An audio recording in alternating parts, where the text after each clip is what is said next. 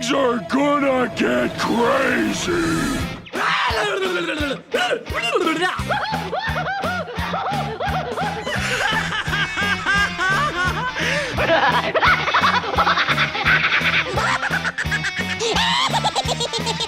Most everyone's mad here.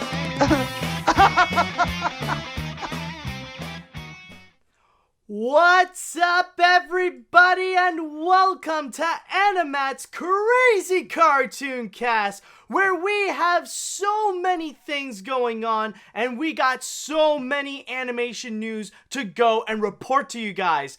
So much so, in fact, that we need to go and do something that it has been a bit of a while since I've done this, and I think it's pretty much due for this episode in particular. So, ladies and gentlemen, yes, I actually got a very special guest star, and who I have here is actually a very prominent animation reviewer, someone who actually is quickly climbing up the ranks, and so much so that even you might be familiar with this person, where he would go and pick up an animated feature that you might recall in your past, and he would make you go, "Oh yeah, that was a thing." So, ladies and gentlemen, please welcome to AniMat's Crazy Cartoon Cast, Cosmodore. Cosmodore, what is up?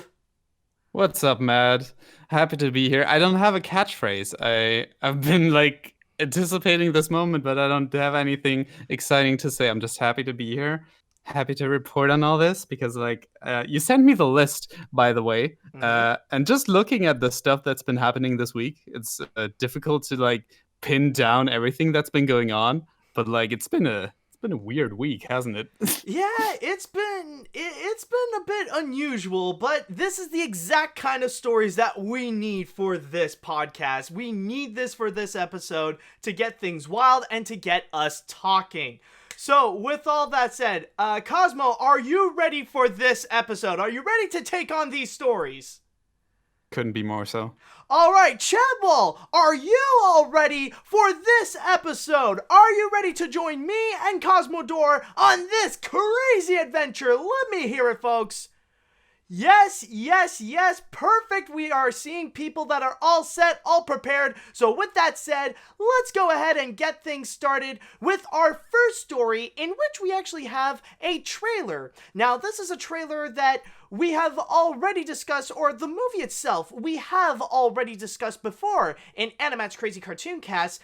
But now we got a second trailer, and it's giving us a little bit more of an idea of how this movie is going to be. Isn't that right, Cosmo? It is, for better or for worse. Let's see. Exactly. So let's go and start things off by checking out the trailer for the Addams Family. Gossin, you made it!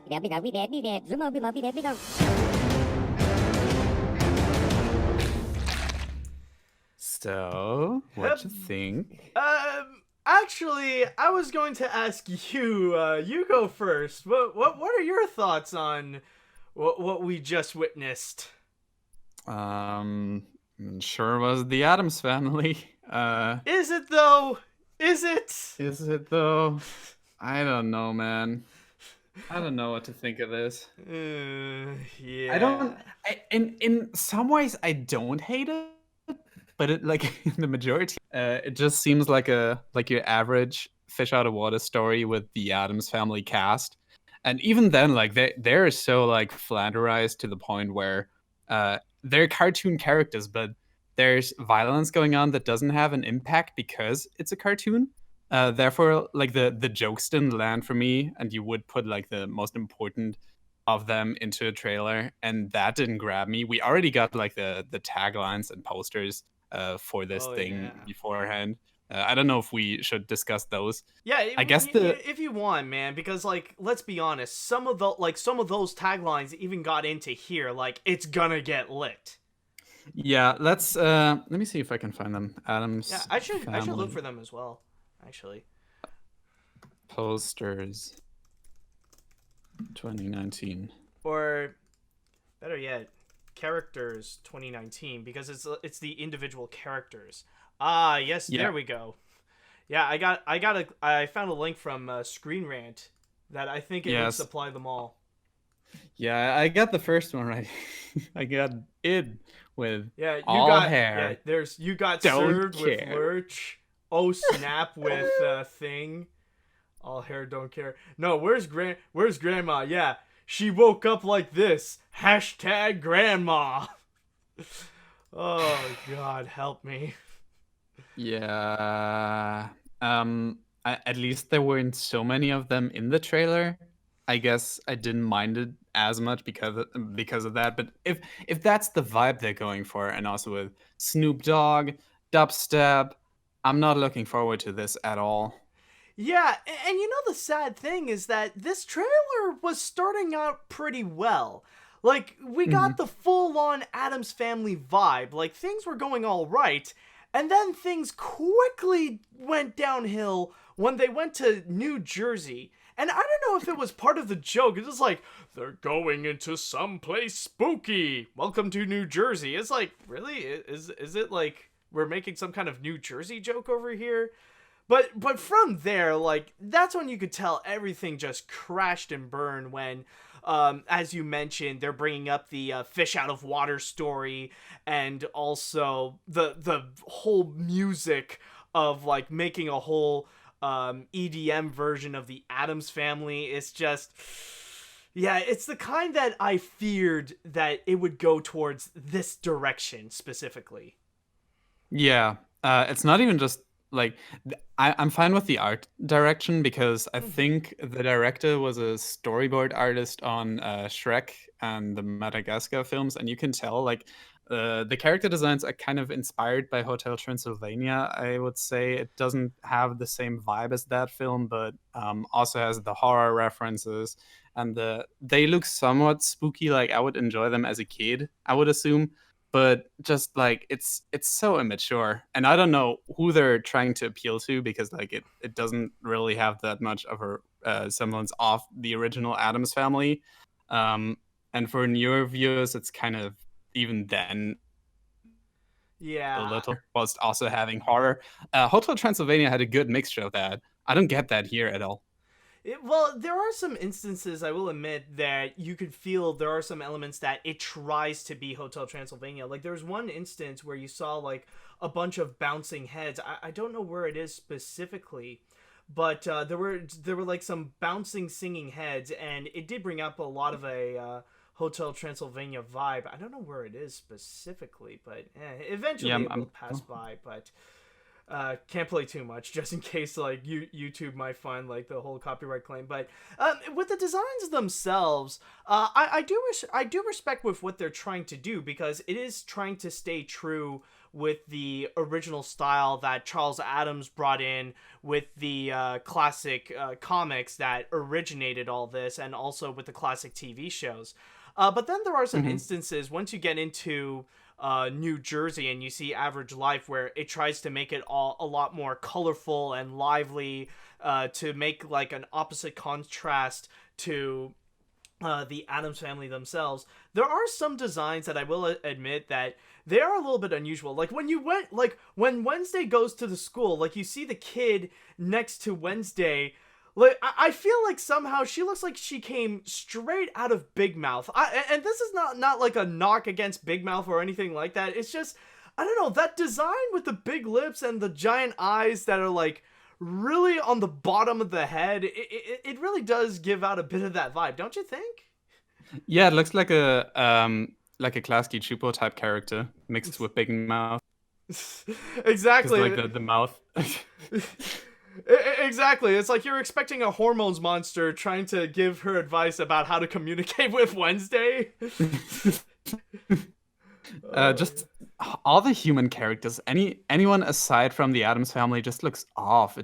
They clash so hard because, of course, the Addams Family isn't normal. And they were bringing up that point of worlds will collide, but it just gives off the impression of a lack of direction. Yeah.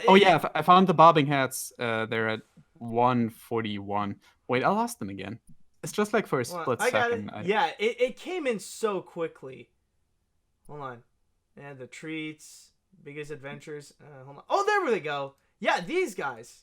That's the thing. Yeah, like, and I wouldn't be surprised if a big influence to this movie is Hotel Transylvania, and it wants to be like Hotel Transylvania for good and even for bad as well, because that's one thing that you could tell, at least from the marketing from this movie, is that this is a film that wants to try to be cool and hip with the young crowd. Like, it wants to try to appeal to the kids in a way that, oh, hey, check it out, we're trendy, we know the memes, we know what's cool, and all that kind of stuff, and that's what gives out a bit of an irk feeling. And I don't, and I just want to state right now, I don't want to be against this movie. I am very hopeful for the Addams Family movie, and I could see this turn out to be a big hit and revive the whole Addams Family franchise. But so far, with what we're seeing and the direction that it wants to go with the marketing, trying to be cool and trying to be modern, it's just, it gives me,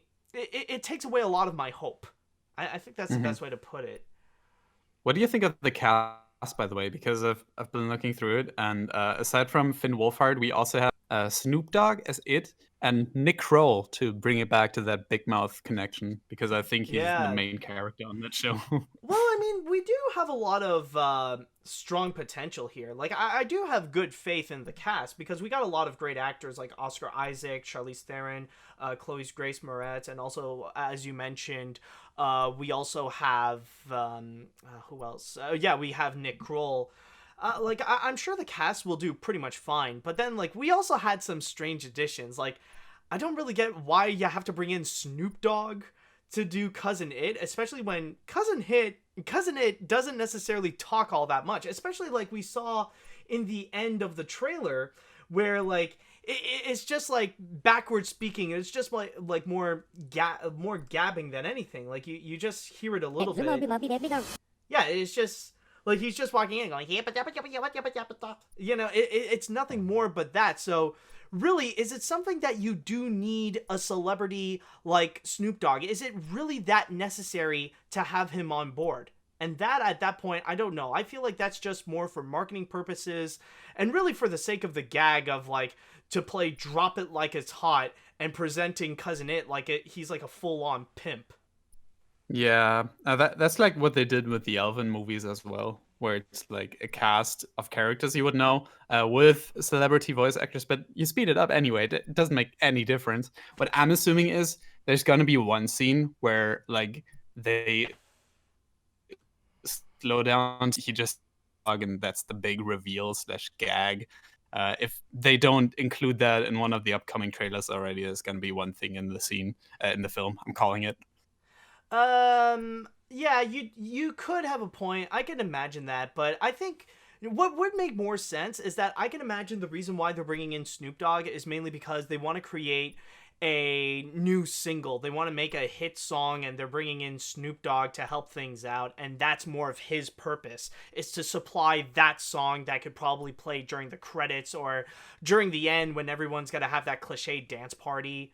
Like, I think it's more to create a single more so than because, like, the directors were so inspired. It's like, there is no other person on this earth that we need right now than Snoop Dogg to play Cousin It. It is destiny! If so, then they have learned nothing from Turbo, because he made a single for that movie as well, and it just bombed. It had like the lowest rating on any Snoop Dogg music video on YouTube.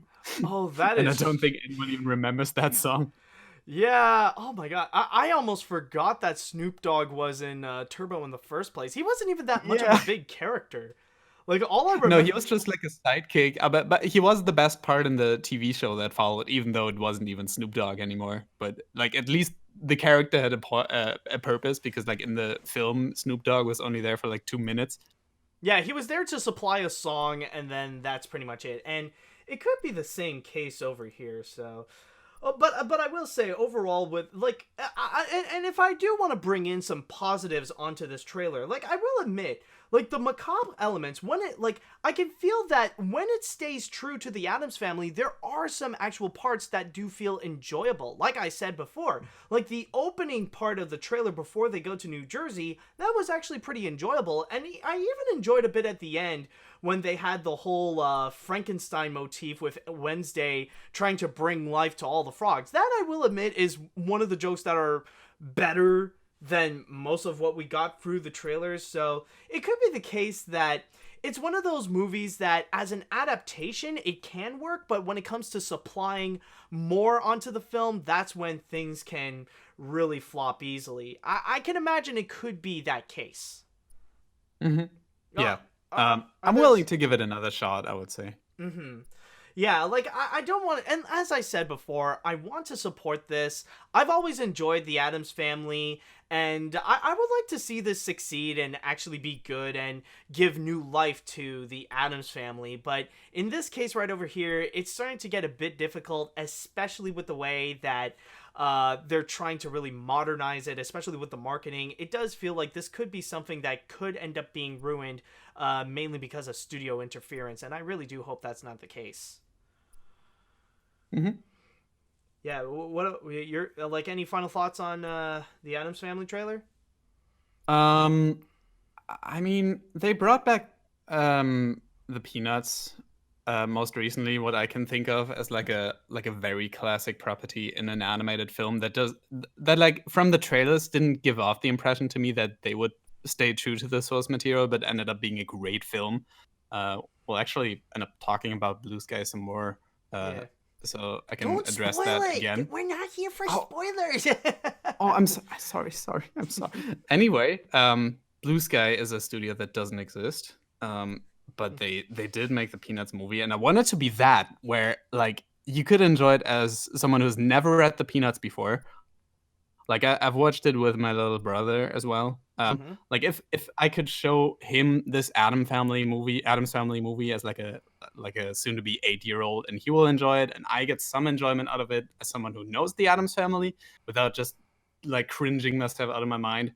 Then they did a good job. I don't so much mind whatever they like do with the marketing, as long as the film itself is a complete product that won't be like dated in 2 years already. Yeah, true.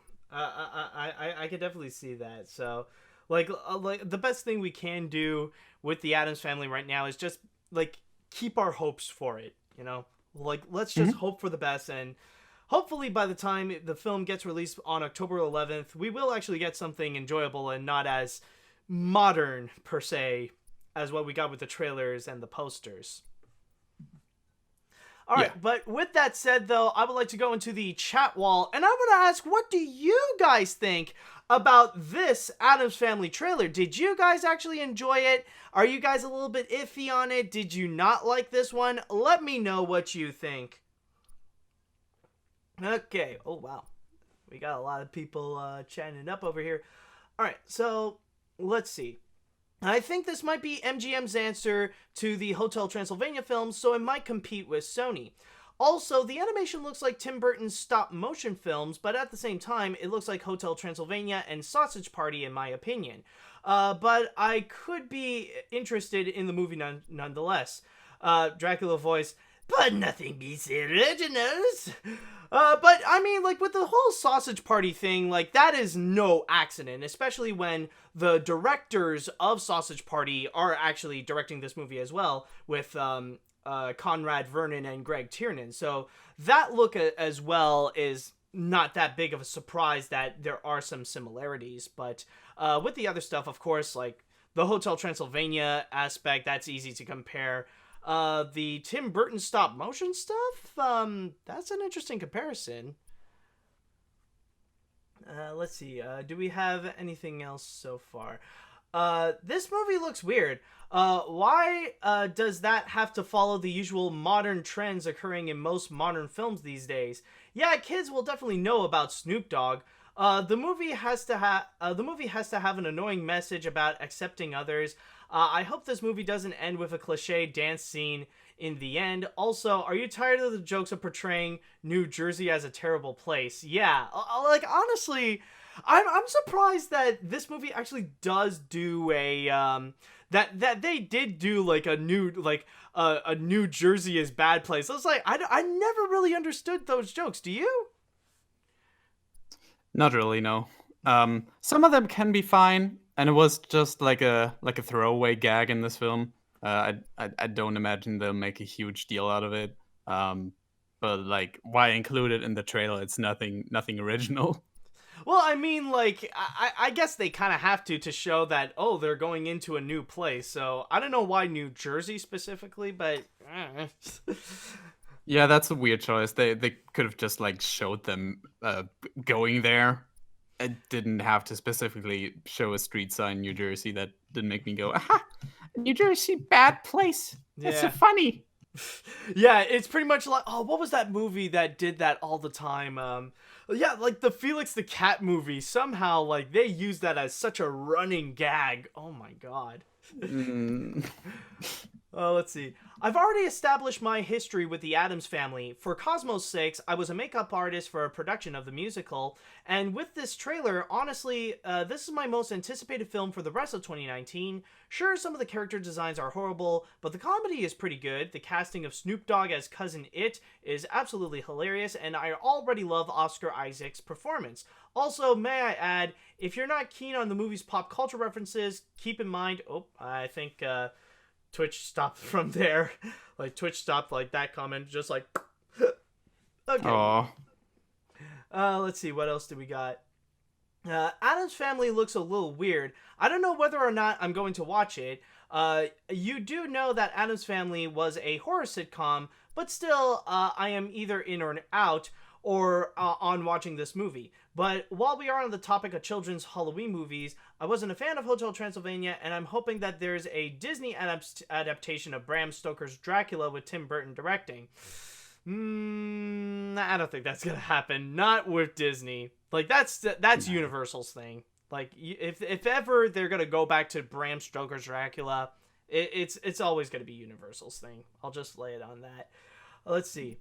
I'm willing to give this movie a chance. Sure, this trailer has some unnecessary things in the trailer, such as trying to be modernized and a dumb hip-hop song, which I always find annoying. But if it turns out what the second trailer is true, I will give up entirely. I really hope it doesn't suck when I go see it. Okay. I'll go and read one more comment over here. The Addams Family is one that I could give a wait-and-see approach to it. It might be good, might be bad. I'm not sure at the moment. As for the box office, it would be problematic considering for the time as it comes out at the same time when Maleficent, Mistress of Evil is out. Well, actually, technically, this movie will be released just a week earlier than Mistress of Evil, but I don't think there's going to be that much of a competition because this one says a lot more Halloween than Maleficent. Not saying that this one will outperform Maleficent, I would be surprised, but I don't know, I think that those are just two different things. But anyhow, I think it is time that we shall go and jump onto our next story. And Cosmo, I would like to ask you, now one subject that has been popping up a lot in this podcast is regarding the Disney live action remakes, and one upcoming one that has been talked about so much lately, or at least throughout this summer, is the Little Mermaid live action remake. Just out of curiosity, are you curious or excited for that or not?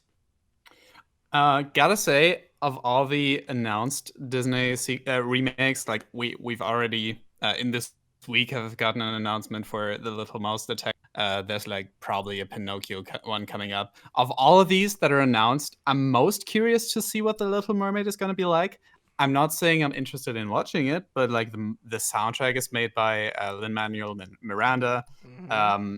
I know like the cast of Ursula and possibly Harry Styles as the prince. Like there's so much turmoil around the cast already. That's just an interesting film to see come together. Even though I'm likely not going to see it, I'm trying to make it a point not to actually pay money for any of these Disney remakes. But this is the one I would most consider, not necessarily because I'm such a huge Little Mermaid fan, but just because it seems like the one surrounding the most turmoil in its core, and it could look like nice seeing these underwater scenes. People like a Disney Aquaman, which I thought was like great to look at least from a CG standpoint. So yeah, I'm not entirely against it. Well, in case you might not be all that interested, well, there is also an alternative. And yes, Disney got a second option, and this is just in case for those who are really excited to see this. Well, if you really need your taste of a live-action Little Mermaid, you can actually get it soon later this year on television. Yes, Disney has officially revealed a live TV special of The Little Mermaid, in which they are going to call it The Wonderful World of Disney Presents The Little Mermaid Live, which is going to be featuring some live action, animation, and puppetry, which of course is going to be coming out later this year on November 5th. All this is mainly to go and commemorate the 30th anniversary of the original animated feature. Now, the biggest selling point to this right now is that they actually got 3 significant people to be a part of this live action production, and it does seem like it will be a bit of an all-star cast. For the role of Ariel, they actually got another Disney princess, none other than Ali Cravalho, who actually voiced Moana. She is going to be playing Ariel. They also got Queen Latifah to play as Ursula, and also Jamaican reggae musician Shaggy to play the part of Sebastian. We don't necessarily have any confirmations regarding other characters, like we don't know who's going to be King Triton or Prince Eric or anything like that, but it's stated here in my source on Deadline that they are going to be mixing elements from both the animated film and even from the Tony Award-winning Broadway version. And it even stated here in which I believe it is the president of entertainment at ABC, Carrie Bork, has said that this is going to be more of an experiment. That if this ends up being successful, then they might end up doing more of these live TV specials by stating, if it works, I expect we will do more of them, and we will look closely with the feature department about timing. So, we've already talked a little bit about the upcoming live action remake, but what about this live TV special? How do you feel about this? I hate the fact that they are fully capable of making a TV special in the vein of this, but refuse to for the remakes. Like they're putting in so much money into just making them these like bland, directly copied, just like carbon copies of one another remakes, when they could get creative, when they could get what they've announced here with like puppetry, animated segments. Like, I'm looking forward to this. I'm looking forward to freaking Shaggy as Sebastian. I think Alil Cravalho, I can't get her name right. I think it's Ali Cravalho. That's my guess. I'm never known for pronouncing names correctly, so I could be wrong. All right. Let's just call her Moana for now, because she was just the perfect fit for that role. Mm-hmm. Just like basically her as a Disney princess, and it was just like perfect. And I haven't seen her in anything else, but she just seems like the perfect fit for something like this. I wouldn't mind her being in the remake, even though like we've already have a confirmed actress for that role. Yeah. It just seems very interesting. I'm curious to see what it will end up looking like, because I don't think we've seen anything besides the cast yet. Mm-hmm. But what do you have to say about it? Honestly, for me, I feel very mixed, because on one hand, I am not a fan of these live TV specials. Like, whenever they got like a classic play or a classic Broadway show or some kind of classic musical and they want to bring it live onto television, usually they end up becoming disasters. I'm not saying all of them, but we do have some very infamous moments, like with Sound of Music, or especially Peter Pan Live. Do you know about the live Peter Pan TV show? Have you ever heard of that one? I do not. Oh my god, I'm just gonna say that's the one where they got Christopher Walken as Captain Hook. Or may I say specifically, Christopher Walken as Christopher Walken trying to be Captain Hook. Like, that whole production was an entire joke and a half. Oh my... Is it the one from 2014? Because I'm looking at an article right now. I think so. I believe that's the one. Oh my god. Yeah, it looks it. It's just, a lot of these have a very bad reputation, and I'm even surprised that Disney decided to go and try to jump onto that. So I've already got a bit of an irk, so you could say maybe I do have a bit of a prejudice against these live TV shows that usually they don't end up well, so that I'm a little bit iffy. Go on. No, I mean, it is Disney, so I'm willing to give them the benefit of the doubt. But I also haven't looked into the Peter Pan one you've noticed. So I was just like basing this on what I've seen. I'm not too like well versed with these TV specials. Yeah. I just imagine it being alright at least. I don't know. It can't be worse than most of the remakes I've seen. Oh, actually, just like based from clips and stuff, because I've only seen like one or two of the remakes if you count Christopher Robin. True. Actually, there is the Chatwell is actually bringing one that is a lot more infamous, one that's like considered a massive disaster, A Christmas Story. Apparently they did one of that, and that turned out to be absolutely terrible. But I think I've heard of it. Mm-hmm. Yeah. Yeah, I've heard the horror stories of A Christmas Story.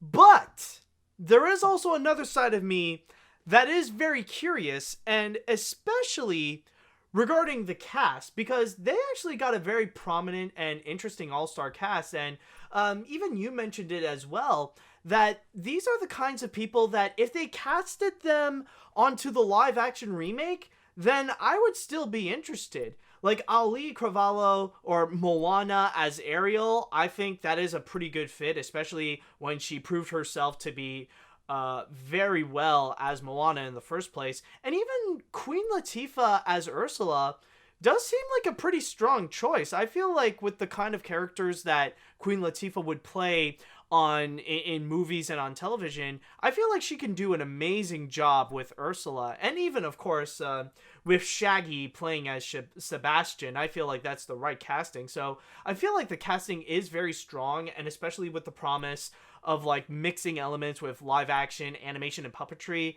that there is a potential that they can actually make this work. Not just as something that could be successful, but as something that can actually work as a live TV special that can actually be entertaining, that could actually pay respects to the original animated feature. Mm-hmm. Yeah, especially with the cast, like you mentioned. I like Shaggy, for instance. I forgot. Who did they settle on with Ursula for the remake? Well, I don't think there is a confirmation, but so far I've only heard that it's only in talks that they're bringing in Melissa McCarthy. Okay. Yeah, I mean, they did say how they're experimenting with this special, so maybe if Queen Latifah works in this and the ratings go to show for it, they might consider some of these for the remake. Maybe they haven't fully decided yet. I don't know how far into production they are, but yeah, no, I'm looking forward to it in that I want to see just what exactly they mean with the description we've been given. I'm not like dreading the day for it to finally release, but it does sound interesting. Yeah, but I'm gonna be honest, I do feel like we might have a bit of an idea, because if you've been to Disney World, then there's a strong chance you've already seen it already. Because if you remember, if you go to Disney's Hollywood Studios, there's one attraction. It's a live show called A Voyage of the Little Mermaid. And you got live performers and you got puppets all performing songs and a quick summary of the Little Mermaid movie.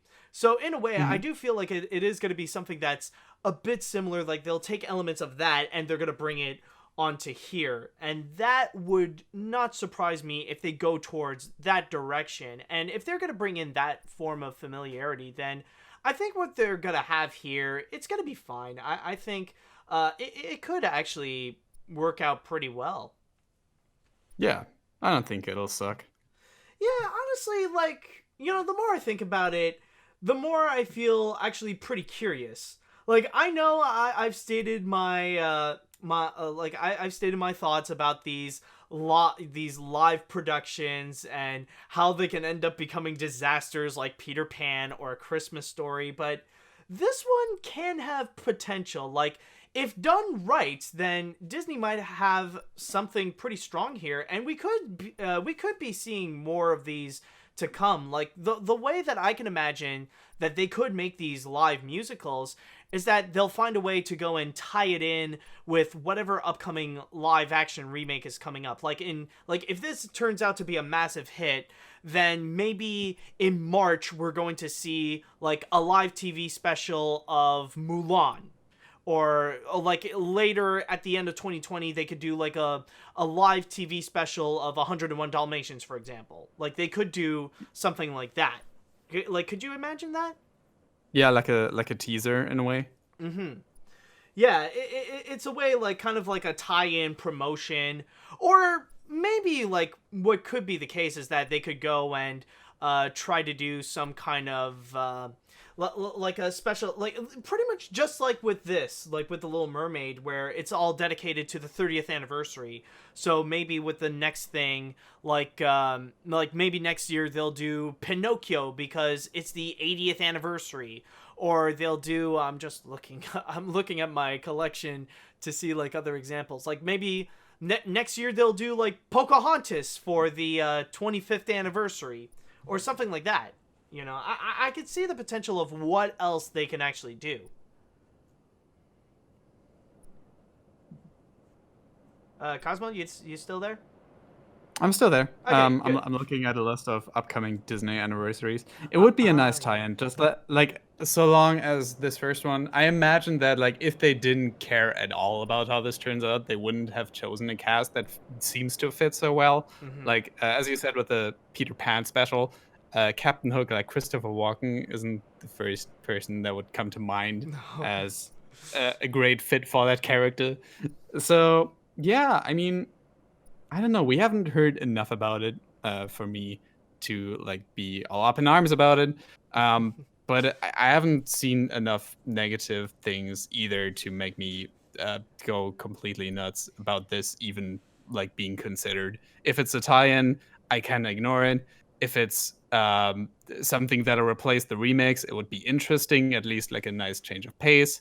And if they just consider it to be like as a teaser or potentially way for them to make them more interesting, then I'm even more for it. So like I don't see this as a negative, and if it exists, then it shall. Yeah, not enough materials to make a rant video about it. It's like, why Disney is ruining television with... No, Exactly. no, but overall, it is, like, honestly, I feel like with this announcement, I feel curious.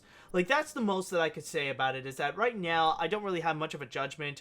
I feel rather curious to see what they could possibly do with this. What they, like, they already got a strong cast so far, and even the concept art, the concept art that we see from Deadline, that shows the stage and what they could do with it. It looks very nice. So it will definitely have some production value, but I guess we will see what they could do with this. It's more of a wait and see. And with the release date on November 5th, you know, it'll give us some time to go and like let it simmer in to see what Disney has to do. Yeah. Alright, so with that said, how about we go into the chat wall, and I would like to know, what do you guys think about the Little Mermaid live TV special. Is this something that you guys would be interested in checking out? Is this something that you guys might be a little bit iffy about? You don't know if you want to go see this? Is this actually a show that you would be for, you're against? Let me know what you think. Okay, let's see now. I am hopeful for this. I like Ali Cravalho's Ariel. She sounds like a great choice since she did do good as Moana and both that and the Little Mermaid and ocean-related stuff. Shaggy as Sebastian is pretty good too since... oh crap, it keeps piling up. Since the character is a bit Jamaican. I'm not sure about Queen Latifah as Ursula. There's just something about the casting choice, I can't put my finger on it. If anything, I would instead maybe have Tiffany Haddish, Jennifer Hudson, or anyone that's willing to give it a shot. Well, I don't... Oh boy, Jennifer Hudson with that booming voice. I don't know. I would see Jennifer Hudson more as Ariel, more so than with Ursula, especially with like how her voice like really does boom out. It's the kind that you would need for Ariel. Let's see now. Anyways, to say for myself, I've never really discussed about The Little Mermaid. I'm just going to skip as well as the remake, but it's not because it's a remake. It's to say, hold on. It's to say when I was a kid, this was the only Disney movie I didn't like. The songs are awesome and the animation is beautiful, but Ariel, I feel like she's kind of spoiled. She ain't bad, but she kind of asks too much to be with a boy that she just met. However, this seems like fun. Okay. Didn't Disney already did a live TV show with The Little Mermaid called Sebastian's Caribbean Jamboree starring Samuel E. White? While I haven't seen any live TV specials, especially from Disney, I do hope for the Little Mermaid live TV special to be good, or at least better than A Christmas Story. Have you ever heard of Sebastian's Caribbean Jamboree? Hold on a sec. The name seems to ring a bell, but I might confuse it with something. I have never heard about that. Sebastian's Caribbean Jamboree. Oh boy. Oh, well, apparently there's a... Yeah, there's apparently a whole, there's a VHS of it. That's for sure. I've never... Oh boy. What is this? Yeah, what is this? It seems interesting. Are you seeing some of it? I'm just looking through like a YouTube rip. Who is this? Sam Wright. Yeah, Sam Wright. Entertainment Sam. Yeah, hold on. Sing, dance, and party along with the Little Mermaid, Sebastian, and entertainer Sam Wright as they try to make new friends and to conduct their first above-the-sea concert at Walt Disney World. Together with a live audience, you'll dance to the music of Deo and a sing-song to the Academy Award-winning Best Song, Under the Sea. Don't miss out on the splashy musical celebration that's hot, hot, hot. Oh, God, it's one of those. Oh. So that's what it is. That's what we'll get. Huh. So basically, it's not really a live TV special. It's a live sing-along video. It's one of Disney's sing-along cassettes, but now it's like all Jamaican themed, and they're doing it all at Walt Disney World. Yeah, pretty much. Oh dear. All right. I gotta look into that after the podcast. Yeah, same here. That sounds interesting. Speaking of that, this looks pretty interesting. I don't have cable, and I have conflicted thoughts about the live-action Little Mermaid. I liked Aladdin's remake. I actually enjoyed it, but I hated Lion King's remake. You could tell how disgusted I was when I walked out of the theater when I watched it. While we're on the topic of Atlantic movies, a live-action remake, I would love to see a live-action adaptation of Atlantis, The Lost Empire. I found an article about it, and Disney is considering it. That would seem interesting, actually. Give that thing a second chance. All right, I'll go and read one more comment before we move on. I don't know if I will watch this, but I think they are going to do it. I would like them to be like this, even though I would not want to see so often and only once in a while. This is something I don't think anybody asked for or anybody wants. people are going to watch McMillions on HBO and not want to watch this. Also, if there is a Moana live event, imagine if they cast Halle Bailey as Moana. Also, the live show should have Sebastian the Crab being fed Scooby snacks and Ariel. What? Okay, now we went an off-topic subject, but okay. So with that said, I think it's time that we can go and jump onto the next story. And now we can talk about Blue Sky. Because what's interesting to note about Blue Sky is that ever since the whole buyout that Disney did with 21st Century Fox, a lot of people have been curious about Blue Sky. Did you have any concerns during those moments? I wouldn't necessarily miss Blue Sky if it were to disappear, but I was curious if they're gonna keep it because they do still have the Ice Age property. I think they were considering a Rio 3 if it wasn't for, the real life connections. Yeah, that's true.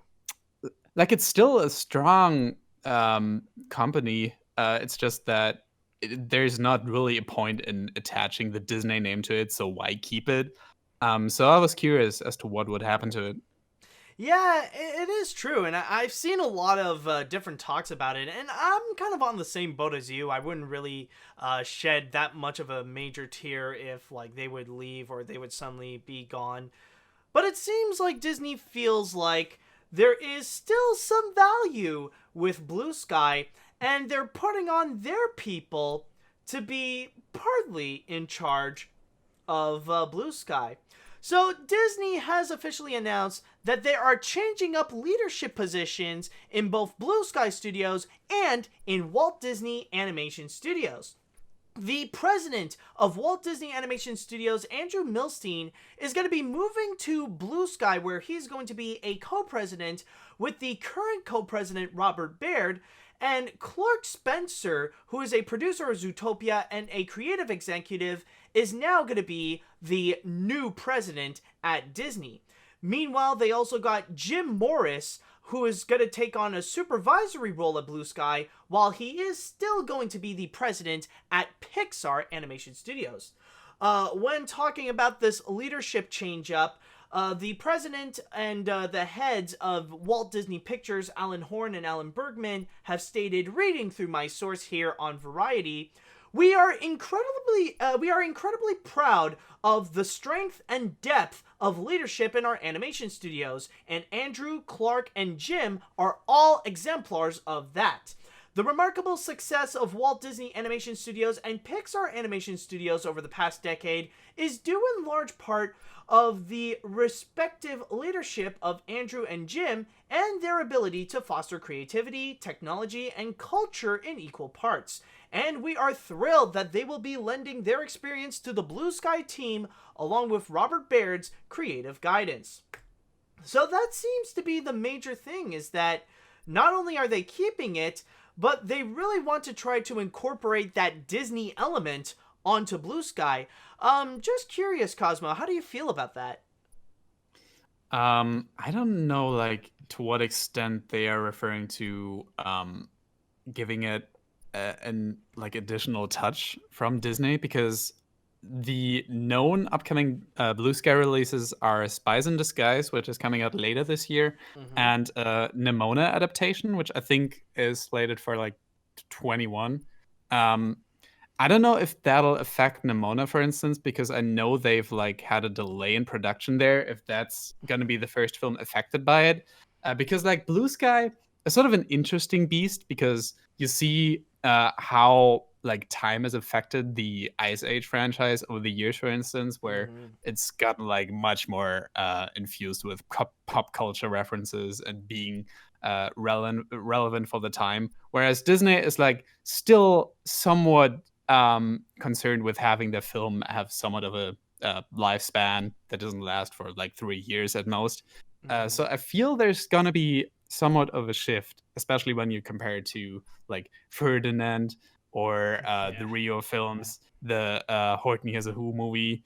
The Peanuts film and maybe early Ice Age and Robots are sort of the breakout movies. The rest of them are more concerned with immediate success. Yeah. So I feel there's going to be a shift happening here if they decide to keep it for longer. Yeah, that is true. And for me, I do find it to be pretty interesting that Disney would really want to keep Blue Sky because, in a way, it technically is true that Disney does really value animation. I mean, more so than debatably most other studios, Disney is the one that they really value animation, really take it seriously, even to the point that even if we do live in an age where most other studios they want to keep their budgets low, Disney is still willing to give all the money they want to the animation team in order to produce these feature films. And the results, well, so far they are leading up with making some of the most successful animated films in recent years. So, of course, they do value them that much. And seeing them also value Blue Sky is a bit of an interesting twist, especially now that Disney pretty much has three major animation studios under their umbrella. They got Disney, they got Pixar, and now they got Blue Sky. So, with adding them onto the mix, I don't know what really else can they do with it, but maybe they got some interesting plans in order to really shake things up with Blue Sky. I don't know, but I am curious to see if there are some changes. Hmm. What I would imagine them doing is try and turn it into their most direct competitor to Illumination, because like that is the closest company I would want to compare Blue Sky to. Like, I imagine as a kid, I would have trouble distinguishing a Blue Sky and an Illumination movie. Like, if they made maybe like an Ice Age Mm. TV show and more merchandise based on the Blue Sky properties, which like they didn't used to do all that much. And Disney is like all for having merchandise across the board for their films. Like, I could imagine more sequels. I could imagine not necessarily more properties from Blue Sky itself, but just like expanding on what they already have here with that like additional Disney flavor, if you want to call it that. Well, I feel like if they would expand their stuff, I wouldn't expect that they would take it like massively big. What they would do is that they would just transfer it onto Disney Plus. Like if they have any ideas for like a Rio series or an Ice Age series, then they're like they would go and do that, but for the purpose of giving more content to Disney Plus. That's what I would imagine they would want to do for the sake of Mhm. expanding the already existing properties. Yeah. So you're saying it's going to be more focused on Disney Plus than theatrical releases? Well, at least if they want to expand Blue Sky, I'm saying that if they want to go and expand what they already have, it's going to be more for the purpose of Disney Plus. But in terms of the movies that they would release, in terms of the big films that would be released in theaters, I can imagine Disney like, and one thing I actually do hope, like the thing that I would be the most positive about is if they can add in some changes for the better in the creative element, because let's be honest, Blue Sky really does need that right now, because they are at the point where they are a bit creatively drained, where like the sequels that they would release, especially with Ice Age, they are very unnecessary, and even with some of the original stuff that they would bring up, they're not really that strong or memorable, especially with Ferdinand. And I don't know about you, but so far with the trailers that we have received with Spies in Disguise, they're not really all that convincing. I feel very doubtful with many of those trailers so far. So honestly, hopefully by adding in some Disney elements like having Andrew Milstein be a co-president or adding in some of that Disney flair, it could give that energy shot that Blue Sky needed in order to find their voice, in order to really distinct themselves from any other studio. We know that something is in there. We have seen it with the Peanuts movie, but they need to let more of that out instead of like trying to focus on making your typical kids movies that's just trying to be hip, that's trying to be modern, that's trying to be a little bit like what we saw with the trailer of the Addams Family. Yeah, that's a very good point. Like Blue Sky never really had any identity beyond being the company behind Ice Age. Like I would say that's what most anyone would recognize them for, but even then, like I wouldn't like I'm not anticipating Spies in Disguise because it's the next Blue Sky movie and it's finally gonna save them, but just because I think it looks fine. I think it's gonna be a fine family film, but not because Blue Sky is involved. Their films are very much hit or miss still. So I think Disney could get some consistency to anything they touch. Yeah, that's like the most positive thing that we can hope for. But I guess overall, the only thing that this is really telling us is that Disney actually does have faith on Blue Sky, that Disney wants them to be a part of the Disney family and hopefully expand more on the content that they would have. But for me, I do feel like that could be another major step that Disney wants to do with them, especially when you do look at many of the animation studios. That does seem to be a bit of the trend, where they are trying to go and expand not just making movies but onto television. We are already seeing that massively with DreamWorks and also a little bit with Sony as well. So maybe like that could be what Disney is going to do. That's one direction that I would not be surprised that they would go, to go and create television content, not just for TV but especially for Disney Plus. Mm-hmm. So yeah, overall, let's just hope for the best, that this is a change for the better for Blue Sky, because we know they need something to get some kind of boost, and maybe this will be it. Maybe. Who knows? Oh yeah. I don't know. I'm not like entirely convinced that's what's gonna happen. They might try out like a few films under their mantle and then just like stamp them in. I don't I don't see Blue Sky going on for that much longer, to be honest. Just because they have it doesn't mean like it's gonna be a direct competitor within itself. Like it's just a name they put on it. They don't have to concern themselves with this department so much. I don't think so. Honestly, I might disagree there, because the thing is, I feel like we've had this mentality before. Like in early 2012, I believe, when DreamWorks Animation moved from Paramount to 20th Century Fox, a lot of people were concerned that maybe that would be a sign that Blue Sky was going to go, but if Blue Sky could survive all that, then maybe they could survive Disney as well. Because I know this is not true. it's not the first time that we saw people wondering if there's a lifespan to Blue Sky in the first place. That's true. Yeah, I forgot about that. Poor Blue Sky, man. Yeah. They've been through a lot.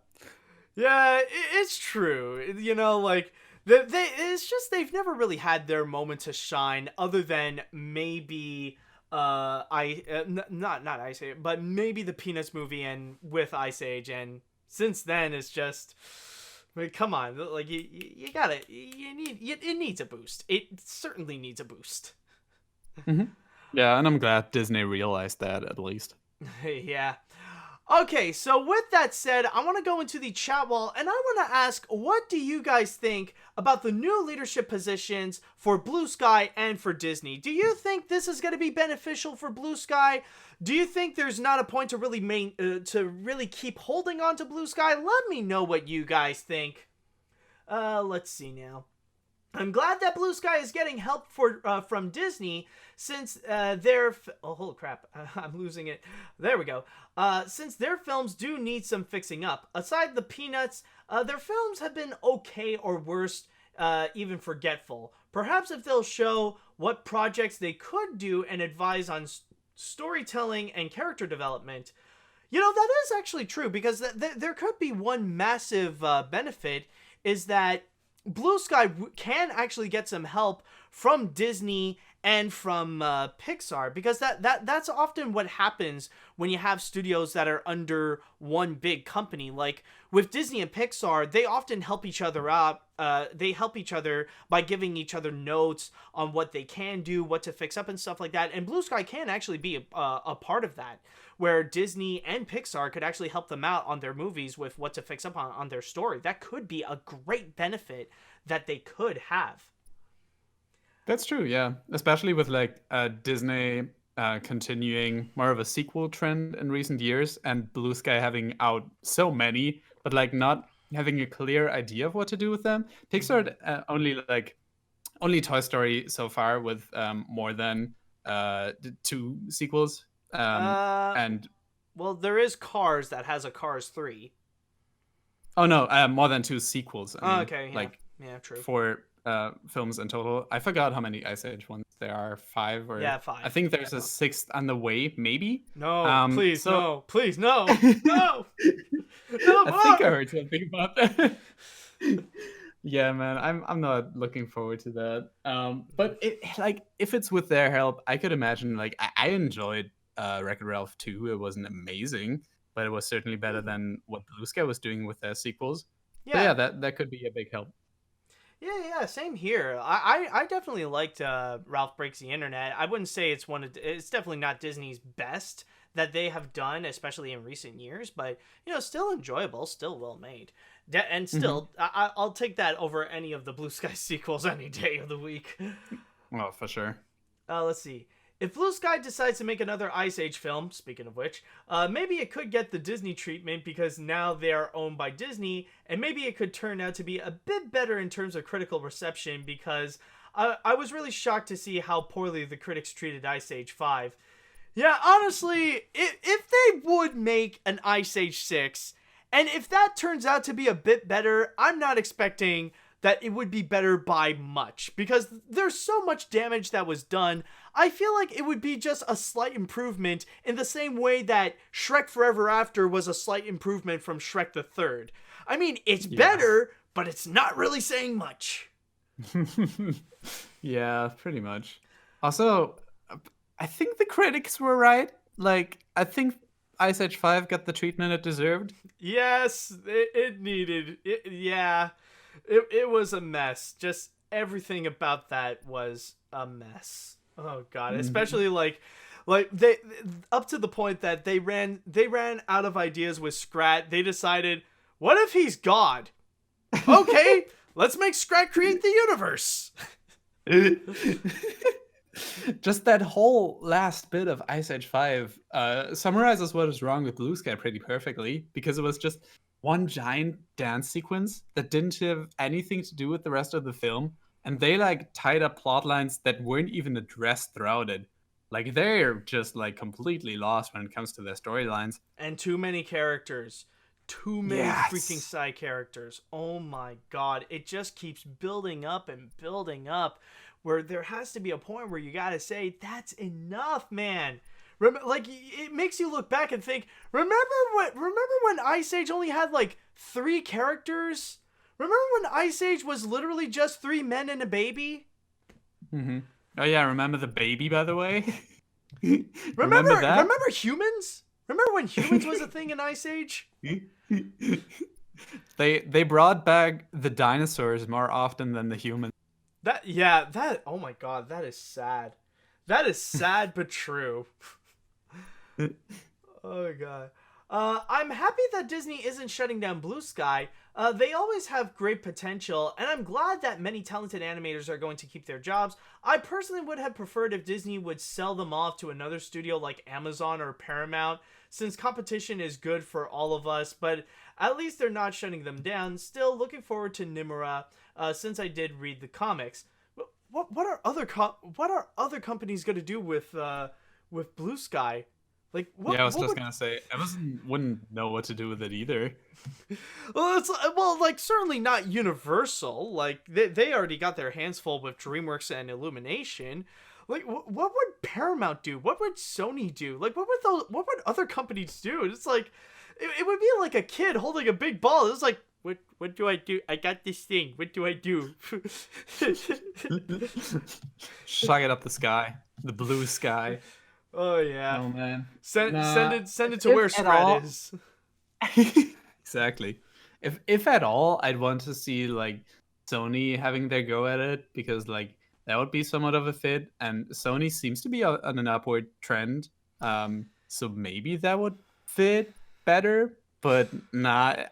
I think Disney would take good care of it, or at least decent care of it. Even at that, I don't know if I would really trust Sony with it, because they never had an experience actually running 2 animation studios at the same time, so that would be something that would be a bit iffy about it. It was okay, you got Blue Sky, what are you gonna do? So I don't know. I'm I'm not saying keep Blue Sky. I'm just saying merge it with Sony. So like having all the Blue Sky movies under Sony's mantle seems to make more sense than having both of them. Because like I don't know. I don't know which one I would even say is better than the other. I would say Blue they're Sky has a tied. I would Yeah, put like Sony and Blue Sky in the same ranks, honestly. Yeah, exactly. So why not? Why not merge those two together than just having Disney who wouldn't know what to do with it either?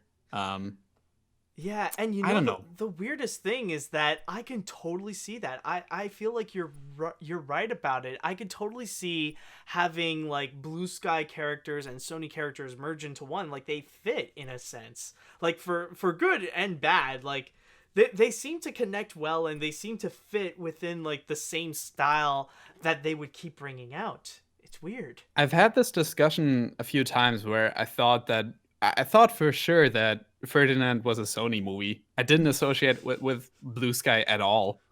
I don't know what about it is. Like Must it have been the seems like- Macarena part. Oh yes. I Maybe mean- it's that. Maybe it's Oh just like my the character designs. They seem so Sony-y. They seem like the same company in many ways. I think it's more the modern trend joke, and I just realized right now is that, oh my god, maybe it is the whole Macarena bit, because like you got Blue Sky that did that whole Macarena thing as a joke, and then you had Hotel Transylvania 3 that decided for their cliche dance number at the end is to do a whole freaking Macarena bit. I was like, oh my god, there is a connection. Was that Macarena really? I don't even remember that. Yeah, oh my god, it was for Hotel Transylvania 3, it was cringy that the whole thing to save the day, to stop the Kraken from destroying the boat and all that stuff, they have they have to play the freaking Macarena. It's like, oh, like why? Jesus, I blocked that out of my memory, but it's like coming all flashing back to me now. I apologize that I did this to you, but it's just That's all right. I wasn't planning on Macarena coming is back somehow anyway. for some reason animated films want the Macarena to come back. Oh god. I would still argue that like Ferdinand was better than some of the films Sony released, at least. Yeah, I do agree. And I think with that, though, I think we could go and move on to our next story, because it is actually a good segue, though, because what we got next up is actually going to be related to Sony. And not only that, but it's actually going to be related to their next movie that's going to be coming out just next week in a few days, the Angry Birds movie 2. And just curious, Cosmo, are you excited for that film? I am. Not because it's Angry Birds necessarily, but I know that Thurip Van Orman is the director, and that makes me very excited as to what he's going to do with it. Are you a Flapjack fan? I am. I'm a fan of his voice. I know for a fact he's going to put himself in there somewhere. And just like seeing how they're going to increase the cartooniness of it, which like I thought was missing from the first one. I thought it was a fine movie. Really? I wouldn't have clamored for a sequel. thought- It's one of the better I thought- video game movies. Yeah, true. Honestly, I thought there was a good amount of cartooniness in there. In fact, I really enjoyed the cartooniness in the Angry Birds movie. So, at least in terms of the animation, I am curious to see what they got. But in the case that you might not be necessarily all that excited for the movie itself, there is something, however, that Sony's going to bring up that could make you a bit more interested. And it's not necessarily about the movie, but the short before the movie. And I'm talking about Hair Love. Sony Pictures Animation has officially announced that they are going to be putting the animated short Hair Love before the Angry Birds movie 2. For those of you who don't necessarily know, Hair Love actually started out in 2017 as a Kickstarter campaign by Black Klansman executive producer Matthew A. Cherry, and it turned out to be a massive viral hit. Originally, he was just asking for $75,000, but it ended up becoming so big, it actually gathered $280,000 through nearly 5,000 backers. And from there, It even grew to become a bit of a popular franchise, where earlier this year it even stated that it turned into a best-selling children's book. And we also got a quote from Matthew Cherry where it states, "To see this project go from a Kickstarter campaign to the big screen is truly a dream come true. I couldn't be more excited for Hair Love to be playing with the Angry Birds Movie 2 in front of a wide audience, and for the world to see our touching story about a black father trying to figure out how to do his daughter's hair for the very first time." And on top of that, there are also a lot of major names that are attached to it. So many people that are very supportive for this project in particular. Just to go and read a little bit more, it says that Cherry directed the film along with animators Everett Downing Jr., who worked on films like Up and Wall-E, and Bruce W. Smith, who famously created Disney's 2001 animated series The Proud Family. Peter Ramsey of Spider-Man Into the Spider-Verse and Frank Abney of Toy Story 4 served as executive producers. Celebrity supporters for the project include Insecure star Issa Rae, who lends her voice to the film as Zuri's mother, as well as Jordan Peele, Yara Shahidi, Gabriel Union, Dwayne Wade, and Gabri Sadaib, who are among the short of many, many passionate producers. Animation for the short was done by Los Angeles-based studio 6 Point Harness. And how do you feel that you might actually get to see this before Angry Birds Movie 2? Are you interested in Hair Love? Oh, I think it's great. I'm not so sure how well it fits with Angry Birds 2 necessarily. I feel it's going to be a short that will become much more like accessible and popular as it comes to streaming. Like no one going into Angry Birds 2 will watch it specifically for Hair Love, I don't think. But I am looking forward to seeing it because like it's such a humble idea. Like he doesn't make it a metaphor about how like hair also represents growth and they're growing together. It's just a short about a father trying to make his girl's hair, and that's so cute. And from just the screenshots I've seen of the book and the animation and just how supportive everyone seems to be of this project, I'm definitely looking forward to it just for like the sheer cuteness of it, which there seems to be some of that infused in here. But again, I don't know how well it fits with Angry Birds 2 of all things. Well, I mean, it doesn't necessarily have to connect with the short. Like, when you look at many of the animated shorts released by Disney or even Pixar in recent years, they don't necessarily have to connect. Like, a good example, you think of Frozen. Before that, it was Get a Horse, and there's not necessarily all that much of a connection. But That's true. Yeah, but in this case over here, I feel like I would not be surprised if this were the case that I would come out loving the short more so than I would the movie, because I've had that in recent years where, like, before The Good Dinosaur, I actually enjoyed a lot more the animated short before it, Sanjay's Super Team, or with Cars 3, there was the animated short Lou that was absolutely amazing. And in this case here, it does seem like it's not necessarily something that's trying to be big or outlandish. It feels like it just wants to be simple, it wants to be cute, and it wants to be a bit of a touching story. And it's honestly very interesting that technically this is the first time that we are seeing Sony Pictures Animation diving into this market where they're going to put out an animated short, even though they're not the ones who made it specifically. They're the ones who are more just distributing it. Like, they're putting it more in front of like one of their big movies. Now, before anyone says anything though, yes, I am aware about the Emoji Movie and that they put an animated short of Hotel Transylvania called Puppy. But that one was not genuine whatsoever. Everyone pretty much knows that the only reason why that short exists is to go and factory manufacture it so that people can go and buy more tickets to see the Emoji Movie. It is fully transparent on how much of a soulless cash grab that is. But with this one right over here, I feel like this is a lot more genuine. Like, this is something that Sony is putting up mainly because, sure, like you said, it may not connect well with the Angry Birds Movie 2, but Sony believes in this project. Sony believes that this is something that people needs to go and check it out. to go and put it on the big screen and display it for everyone to see. So honestly, I would say this is like, I don't think I've ever been this anticipated for a Sony project for a long time. Even if it is a short, it does make me pretty optimistic.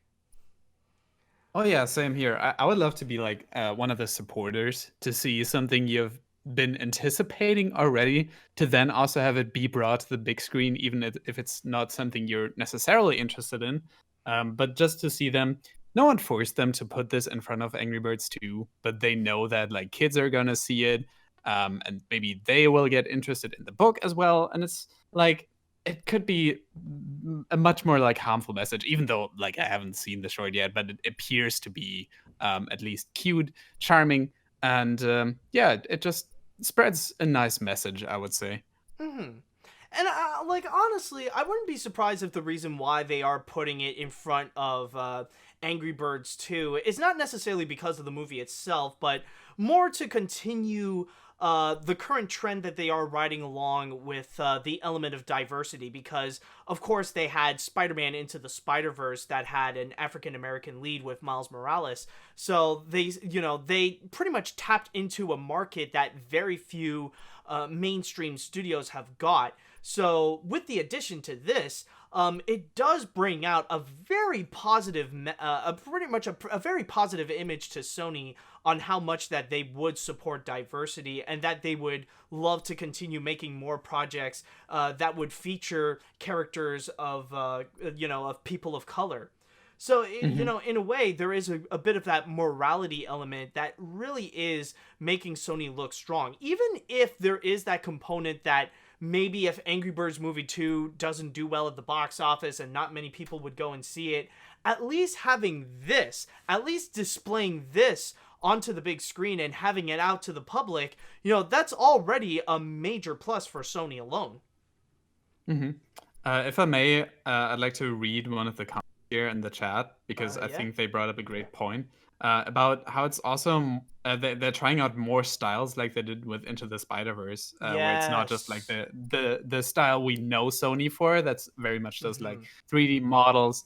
And here it looks much more stylized, and yeah, I'm all for that as well, because like even Angry Birds 2 is not very stylized. It doesn't look all that interesting or diverge much from the games.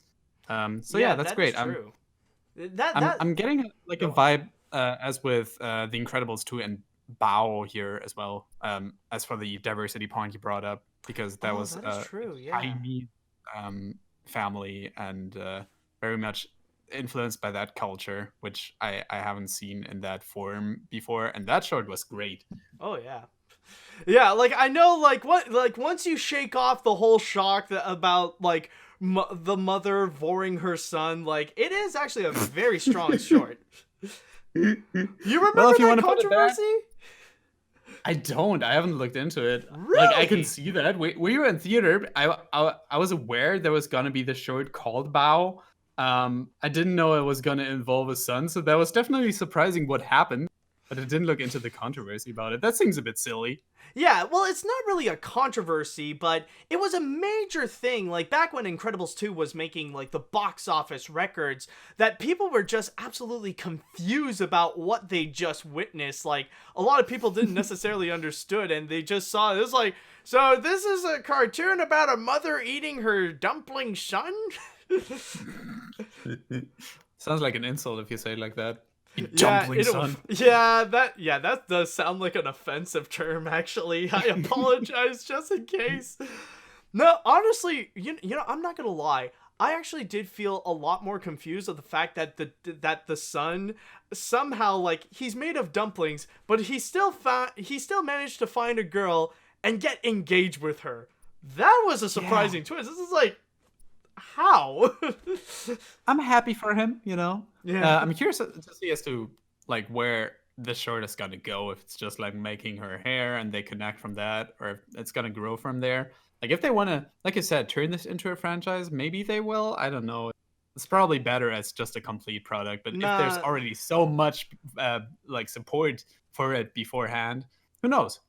No, honestly, I feel like in terms of Sony, like, they also need to learn to keep it as it is. Sometimes they can Oh, have yeah. something great, but just keep it at that. Don't make more, because sometimes they'll try to continue it and it can fall into pieces. Like with Surf's Up, I actually really enjoy Surf's Up. I even consider it underrated, or even their most underrated project. They do not have to make a freaking sequel with wrestlers. That was not necessary.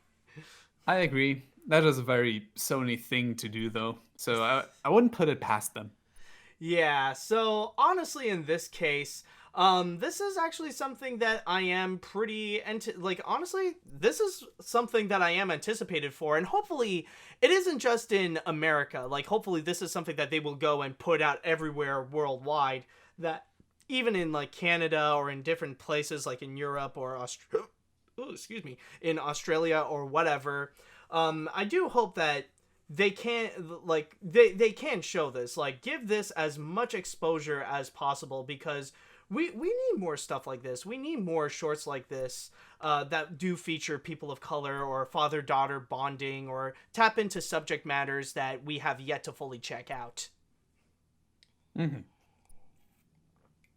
Okay, now let's go into the chat wall, and I want to ask you guys, what do you all think about hair love? Is this something that you guys would want to see?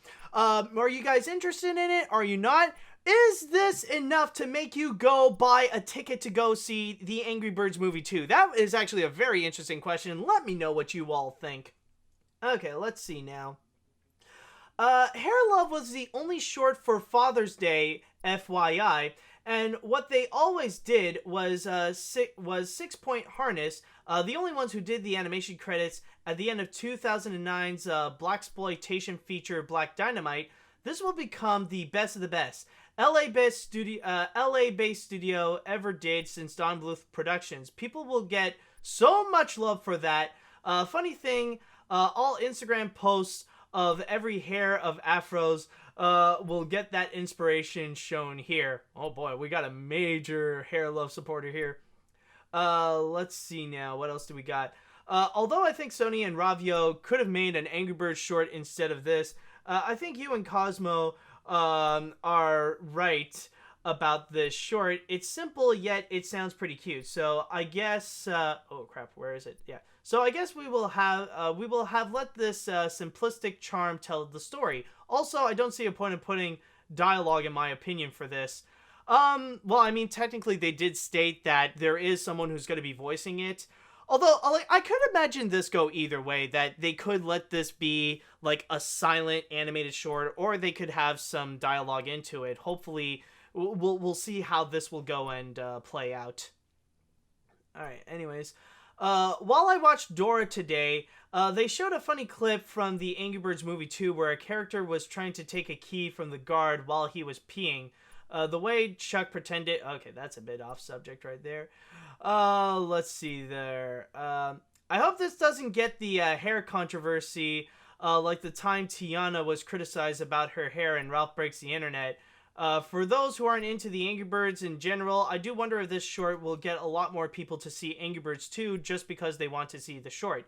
Either way, either that or they'll probably just see the short and leave as soon as Angry Birds 2 starts. I don't know. I've never really heard people buying tickets to go and act. Well, okay, I know I already asked the question, but I haven't really heard anyone who actually go and went to buy a ticket to go see a movie just to go check out the short and then leave. I don't know. That seems a bit counterintuitive and a bit expensive to just, like, to buy full price of a ticket to go see a movie and then just quickly leave afterwards. Makes no sense, really. Let's see. I'll go and read one more comment. I'm excited to see this animated short when Angry Birds movie comes out in a few days. Even if the movie itself may turn out okay despite some improvements, at least we have a short film that could give me something to talk about. I think this will compete at the Oscars for Best Animated Short Film, so I hope it could get there as far as it could, and I'll be rooting for it. I hope it looks great when I see it. Okay, so that's pretty good. Just need some water. Alright, so now it is time that we shall end things off with the grand finale. And Cosmo, I want to go and ask you one question.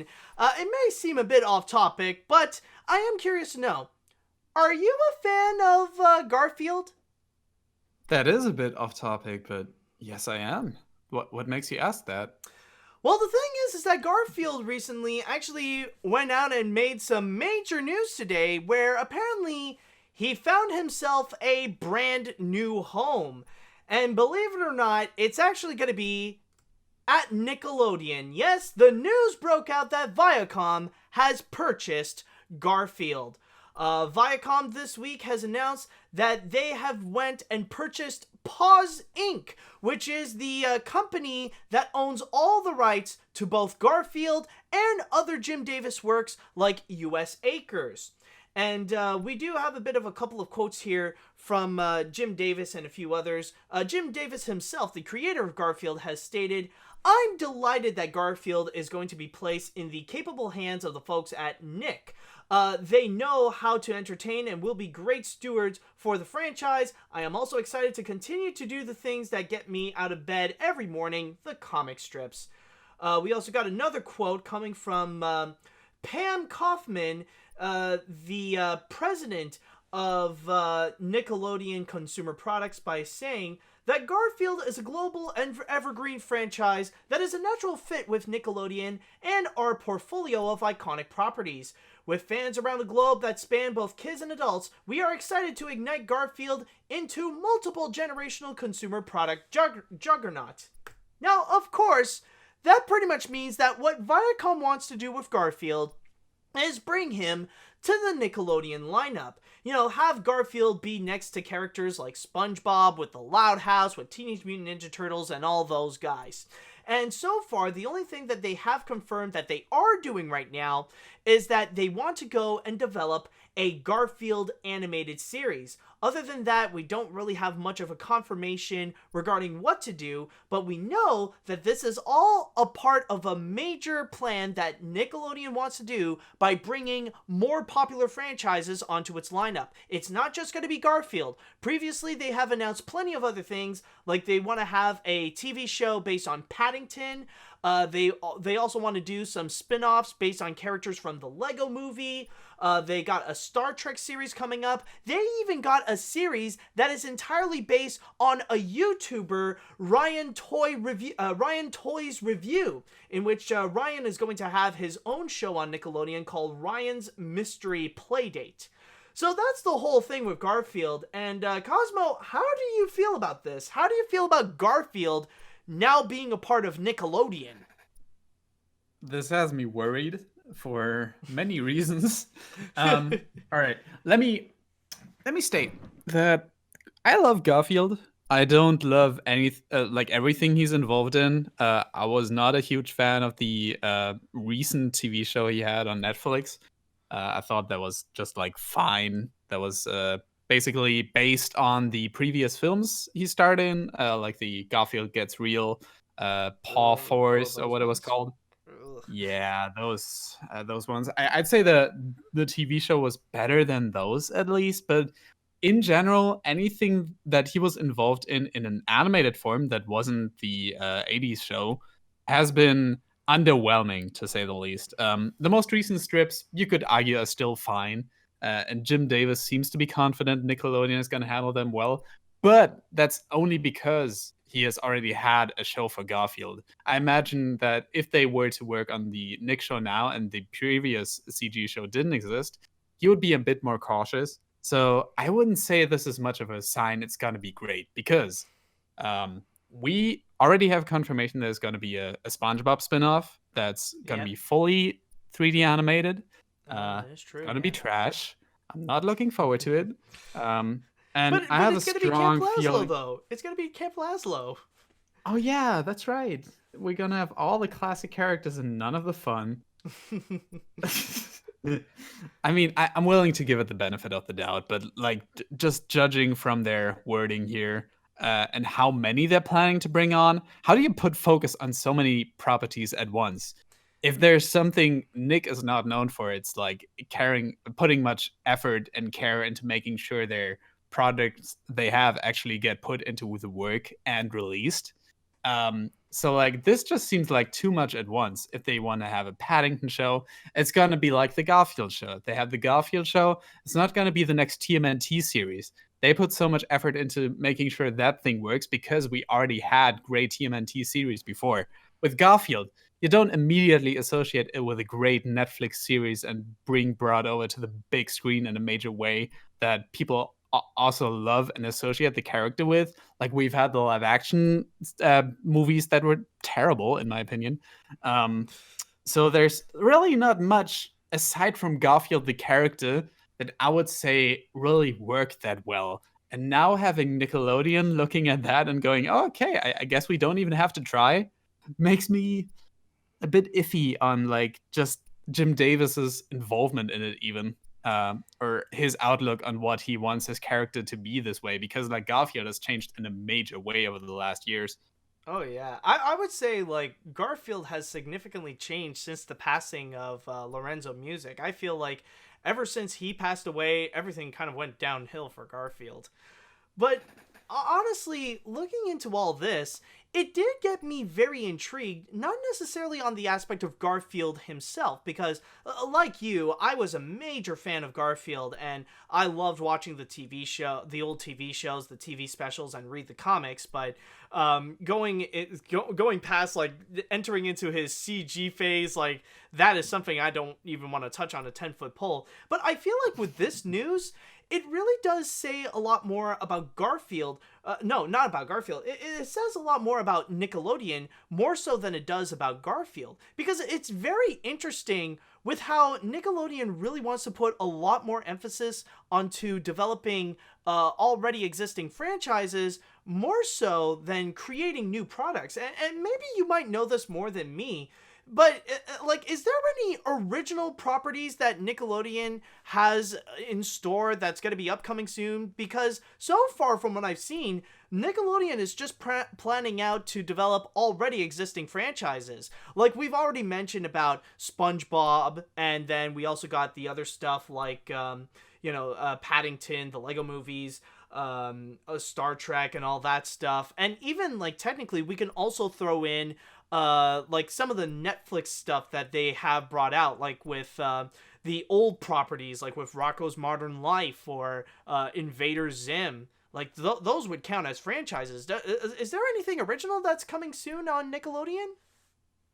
Well, there is Glitch Tax, which is slated to release in 2020. Like it was recently delayed by a year. But that was already like announced for 2017. Then it was 2018. So I'm not really sure if that's ever happening. If it is just gonna be bought up by Netflix again, because the Rocco special and the Invader Zim special are gonna air on Netflix. Mm-hmm. They don't seem to be too concerned with anything. Like they know that the Loud House and SpongeBob work, and I guess they just want to like expand on what they know, which is like bringing the Kung Fu Panda series to life, all the DreamWorks partnerships they had.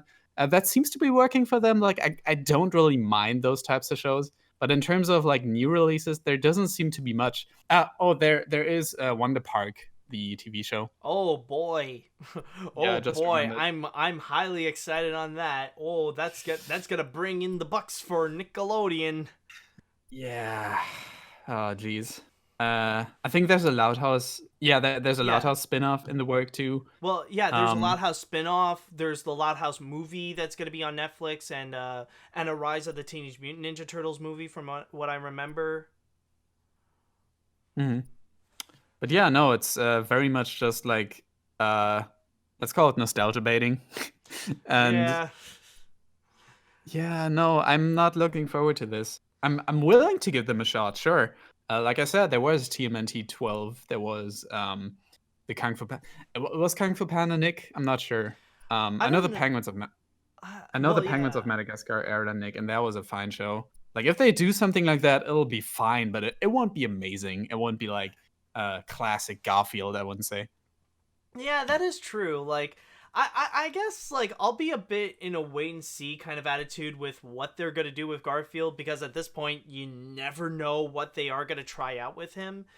And if they can at least pull off something better than like with the CG shows, or if they can bring Garfield back to 2D, that's already a good first step. That I would already be like supporting it a little bit, but I guess we would be more in a wait and see kind of attitude. But I'm a lot more curious as to what Nickelodeon is trying to do and why they're seemingly trying to emphasize more on developing franchises more so than developing original properties.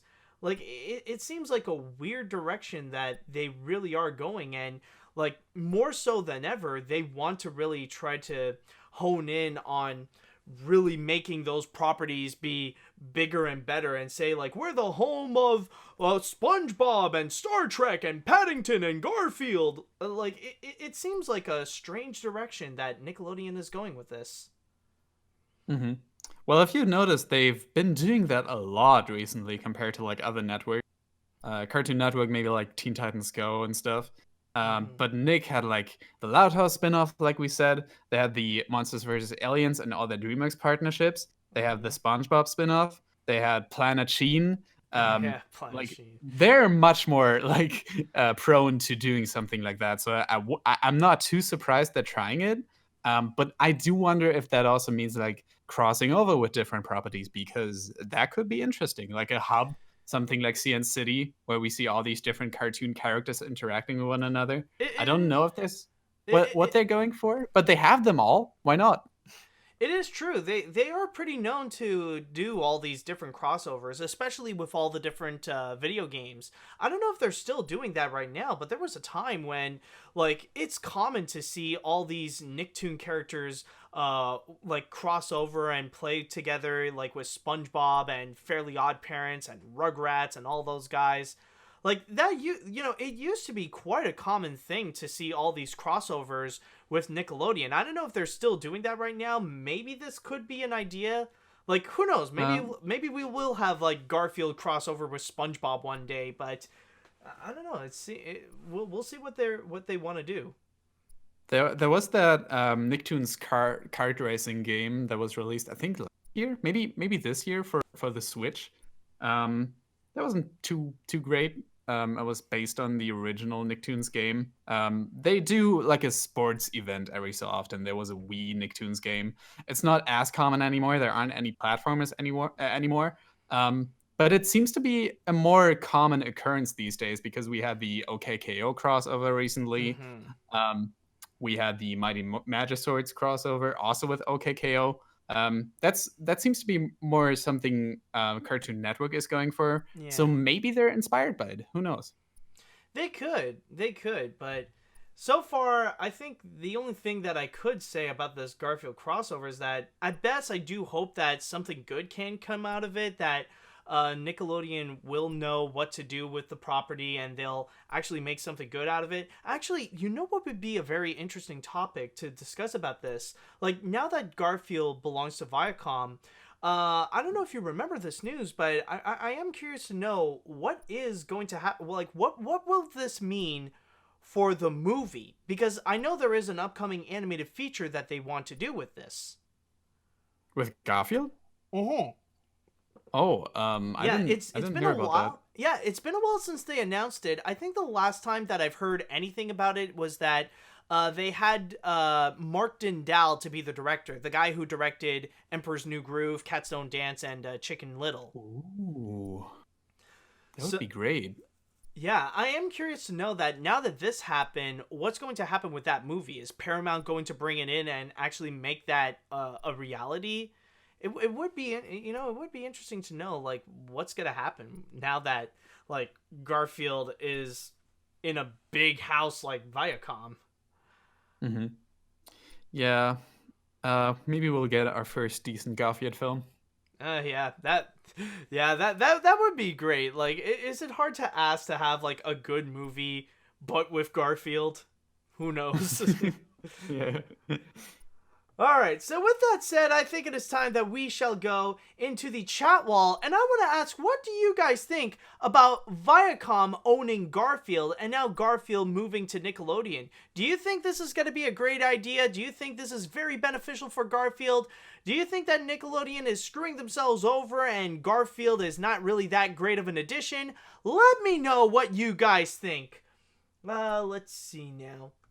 The only Nickelodeon show I'm having serious doubts about is Star Trek, since not only does it sound like a Power Rangers ripoff, but I'm not really sure who the target audience is. Oh, okay, so that's more Star Trek than Garfield. Two things I'm wondering after Viacom bought Garfield. One, will there be a Garfield Ninja Turtles crossover? I'm not... You never know, man. I'm not talking about their appearance in Cartoon All-Stars to the Rescue. I mean a legitimate crossover between just the Turtles and Garfield.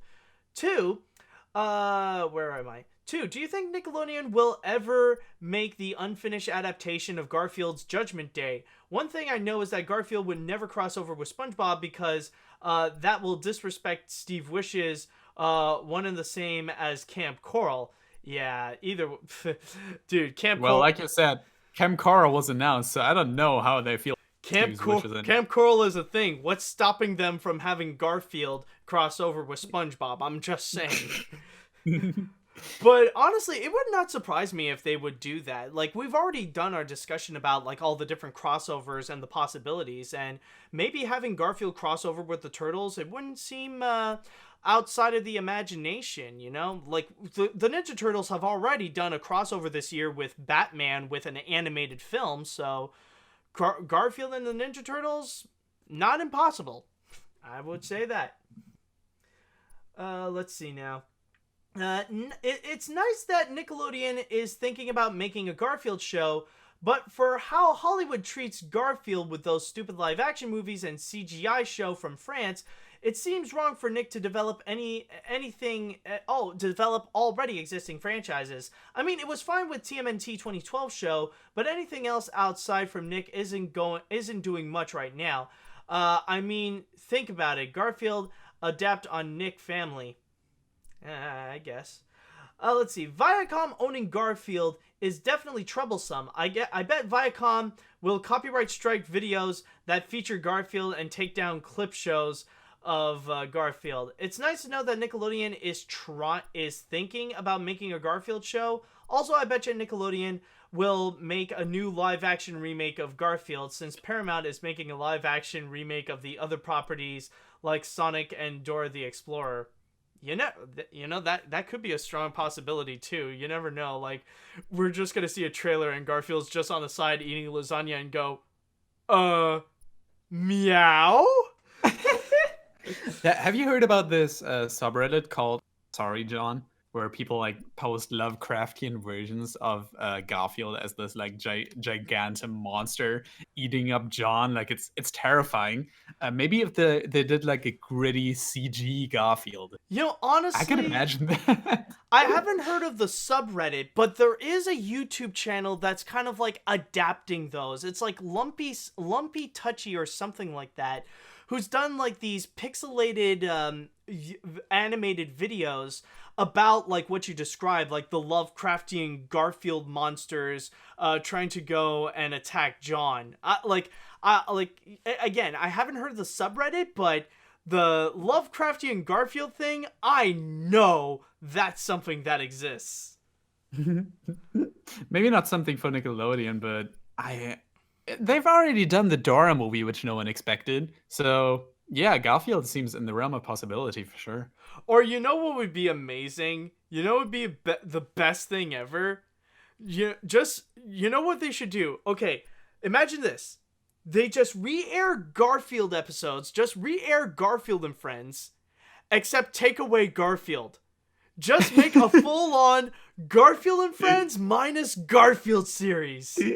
People will love it. If that doesn't already exist, that seems like a video one would make. That's an amazing idea. Oh my god. You know, it would be a pretty tough project, but I feel like if done right, we can actually do a Garfield minus Garfield animated series. I'll keep that in mind. If Nick, if you're listening, don't steal this. We came up with it. Or No. feel Take free it. to steal But it. I want to see it happen. we get royalties. We get royalties. Exactly. That's the thing. So it's split between Jim, you and I, and Nick. Exactly. And Garfield, like if there's a real life Garfield out there, we can No, just take that. No, we don't have to share with Garfield because this Garfield doesn't exist. It's minus Garfield. Oh, that's right. I thought he was just like on vacation, and that's why show. And he's just like chilling at Nickelodeon HQ, eating lasagna all day, watching his own show without him. No. Best yet, the final episode is actually going to be the crossover with SpongeBob. Where has Garfield been all along? He's been underwater. Or maybe an episode where it's not Field, but he is replaced by SpongeBob, and it never even gets acknowledged. Oh my god, yes. Just one episode, it's all SpongeBob. It was like, why is SpongeBob so mean? Why is he kicking Odie off the table? Why does he hate Mondays all of a sudden? Yeah. What is wrong with him? John, can you go and get me some lasagna? I feel tired already. The Krusty Krab starts selling crusty lasagna, lumpy lasagna. Lumpy lasagnas. The lumpy lasagna, come spend your money here. Oh my god. But I think with all that said, that should conclude this episode. And Cosmo, let me say, it was a blast having you here. I've definitely had a great time with this episode. Thanks for having me, dude. Yeah, no problem. And by the way, for those people who have just been introduced to you and want to know more about you, can you tell us which social media stuff that we could actually go and find you? Oh, sure. Well, I'm on Twitch at Cosmo_door, but aside from that, I'm pretty much everything /Cosmodore. So youtube.com/Cosmodore, on Twitter and Instagram as well. Just look me up on Google. It should come up. All right.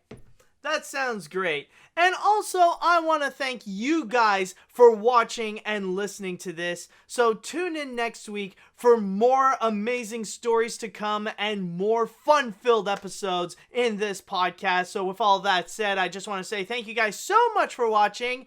And until next time, see you later, dudes. Bye-bye.